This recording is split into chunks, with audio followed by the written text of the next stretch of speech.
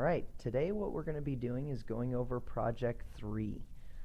There's 3 lessons in this: the decimals and percents, sales versus regular price, and dimensions of a rectangle. So let's move on and let's go and let's start solving these. So the first one, Eric's family store went up 52%. Write that percent as a decimal. So let's talk about this, okay? They're turning 52% into a decimal. Now, we've got to move our decimal over 2 spaces. Do you think we move it 2 to the left or 2 to the right?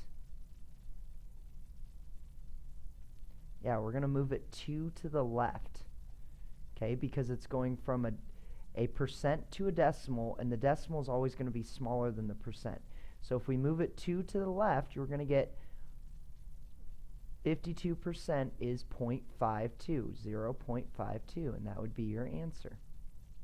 Okay, just like if you had 0.22% or 0.22, 22% would be the same as 0.22 as a decimal. So sometimes you need to convert to a decimal so you can multiply things out and solve. Okay, let's look at the next one. Due to the rising oil prices, the price of gas went up from $2.15 to $2.25. What is the percent increase of gas? Well, first off, you have to know what the percent increase formula is. And basically, you take the larger number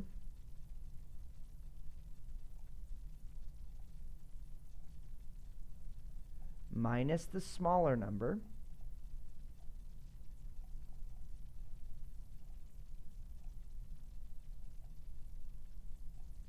over the original number.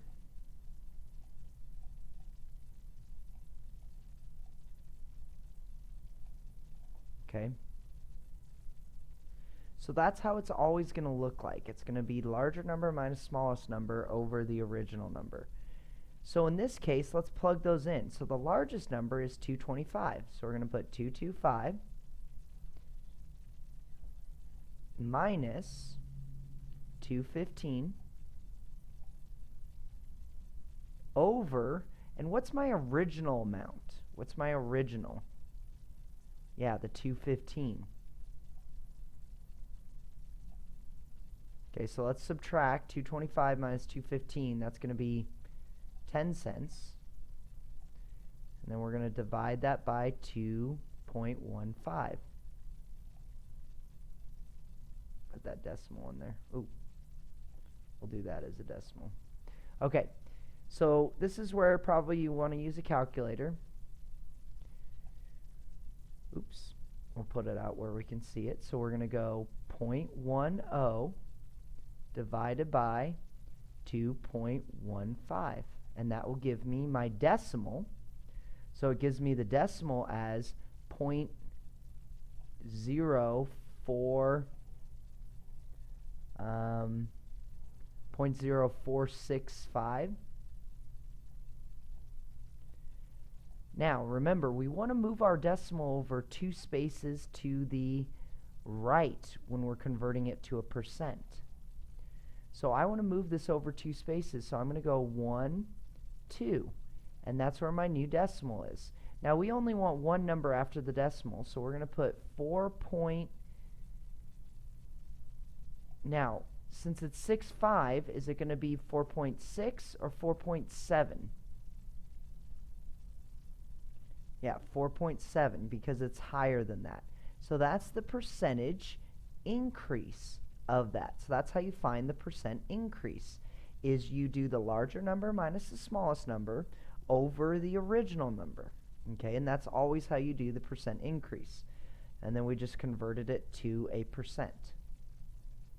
All right, let's move on. Let's look at this next part of lesson 13. The options for school lunch at school were chicken nuggets or pizza. In one class, 15 out of the 25 students wanted pizza. What is the percentage of students who wanted chicken nuggets? Okay, so this is where it gets a little tricky. Most people say, oh, percents. They give us 15 and 25, and they say, okay, yeah, I just do 15 divided by 25. Okay, and we'll get our calculator out for that. 15 divided by 25. And then they say, oh, 0.6, so that's 60%. 0.6, and again, move the decimal over 2 spaces, so that's 60%. But that is incorrect, okay? Because you got to read what they're asking for. What is the percentage of students who wanted chicken nuggets? Should probably be a question mark. But chicken nuggets is different than the pizza. They told us 15 wanted pizza.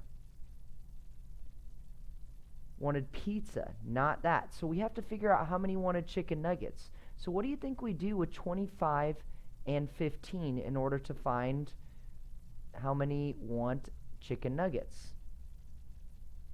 Yeah, we subtract. So we end up getting 10. So this time we do 10 out of 25, and that's how we get our decimal.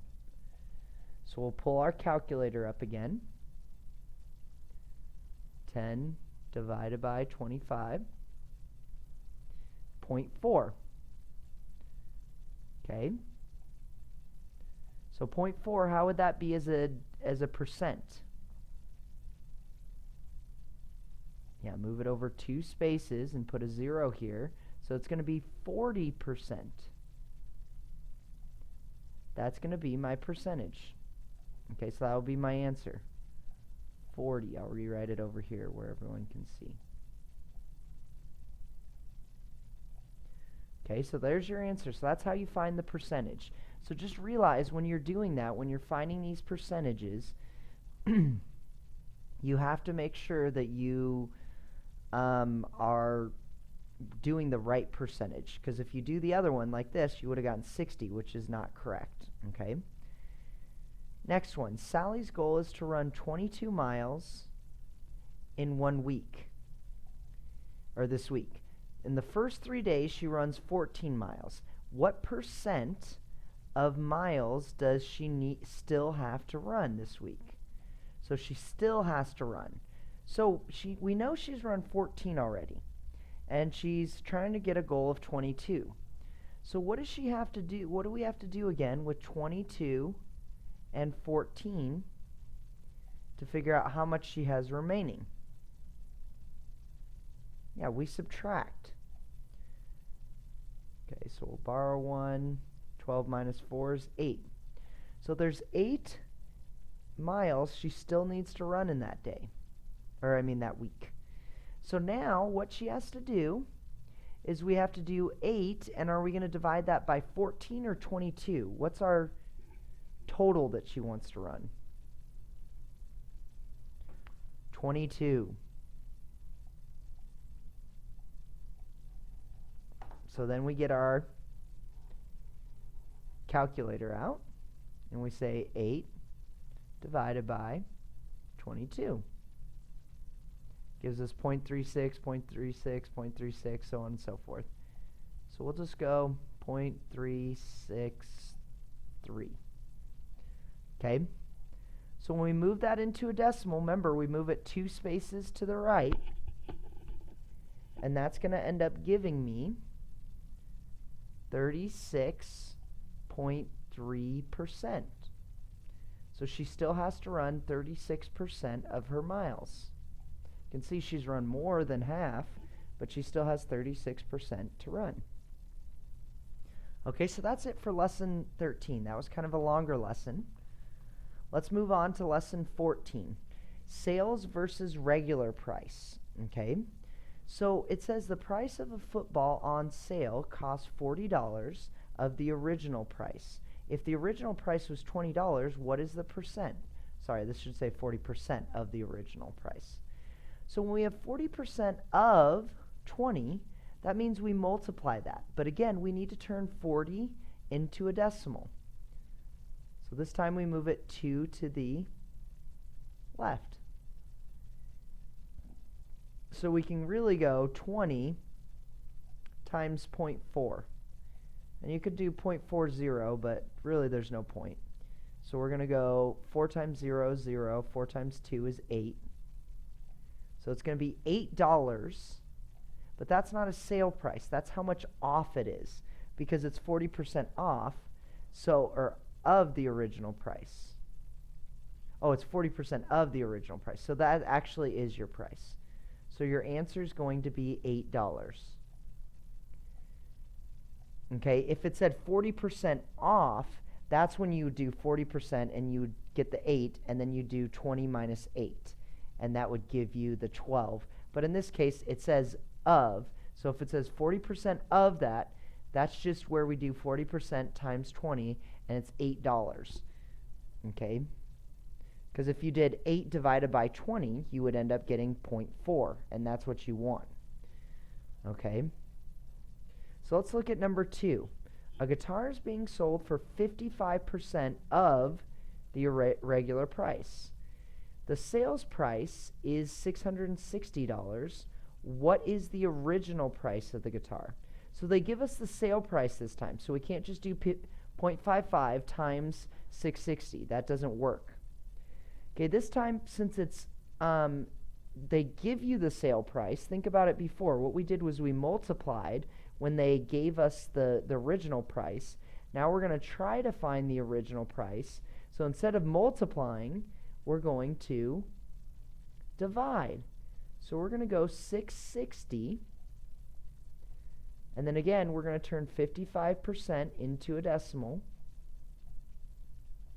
which we know is 0.55. So then we get, again, our calculator out, and we say, okay, clear this, 660 divided by 0.55. And that gives us our original price, so we just divide this time, of $1,200. And that's your answer. Okay, so if they give you the is of this, but they give you the sale price, then you just divide the two, and then that's how you get your answer. Okay, last one, number 3. The price of a phone was $250 and was reduced to $222. Find the percent decrease. So that's what we talked about before. We did the percent decrease. So we take the larger number, well, we did percent increase, but it's the same formula, minus the smaller number, over, okay, let's think. What is my original price? 222 or 250? 250. So then what we want to do is figure out what that's going to be. So we go 250 minus 222. And when we do that,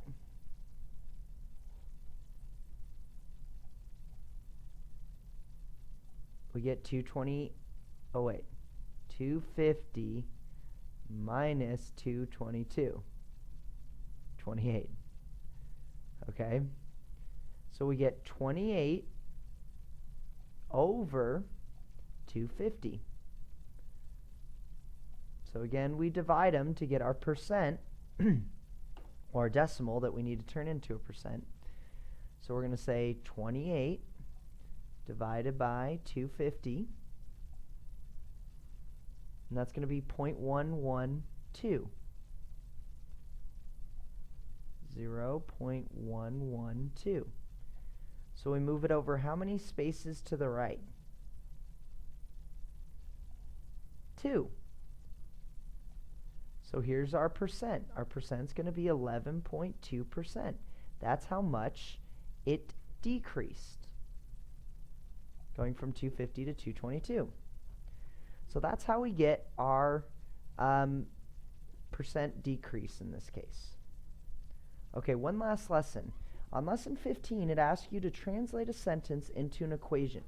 It says the sum of x and 4 is greater than 7. So what they want us to do when they translate, okay, think of these words. We've got the words sum, difference,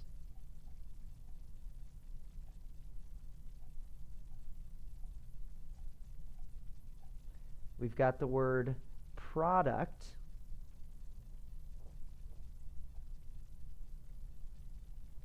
and then finally quotient.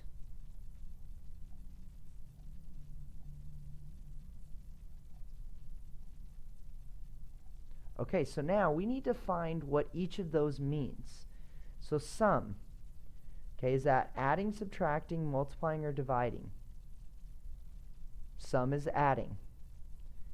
Difference, think about what difference sounds like. To me, that sounds like subtraction, and that's correct. Product, that's going to be multiply. And then quotient is finally divide. Okay, so now, since we said the sum of x and 4 is greater than 7, okay, sum means we're adding. So it says x and 4, so we're going to say x plus 4. And then greater than, now let's think about that. Greater than, it's going to point to the right, because remember, it eats the bigger number, so it's greater than. If it was less than, it would be pointing the opposite direction. And if it said or equal to, we put a line under it. But for this purposes, that's going to be our answer. X plus 4 is greater than 7. Okay, for the second one, they say solve for the inequality y. So again, it's just like an equation. If this said y minus 7 equals 6, it's the same thing. We do the opposite operation of subtracting 7, which is adding 7. And so we end up getting y is less than, see, this time it's facing the different direction, 13. So then that's your answer.